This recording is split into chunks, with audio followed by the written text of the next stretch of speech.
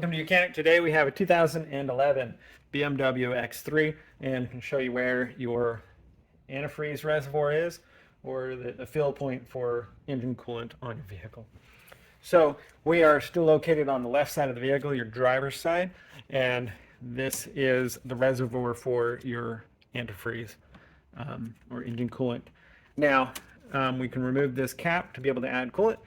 You want to also make sure that you do not remove this cap when the engine is hot or the coolant's hot. It can shoot out steam or hot water and burn you. So we have two arrows here that make the line indicator of where it should be tightened here. But if we need to add coolant to it, just as well as twist this cap off. And then we can add the amount of coolant that we need in here. So if you look in here, you can see this is a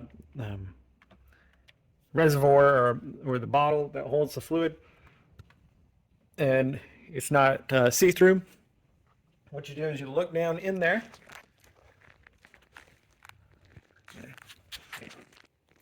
so you look down in there and you see that little ring down there. This is yellow one on this one, and you have a minimum and maximum level. And so you just see that fluid is in between the minimum and maximum. If you need more, add it up until the max there. And it's just the fluid level is going to cover that or be right up to there. And so then you'd add your coolant, the coolant that is recommended for the vehicle, and then fill it up to that point, and then you'd be able to screw your cap on and tighten that up so that your system can stay closed. This is a fairly closed system. You may lose a teeny bit over time. A little bit will evaporate off to a degree, but if you're constantly adding some, then you've got a leak in your coolant system somewhere, and you'll need to find that on your vehicle.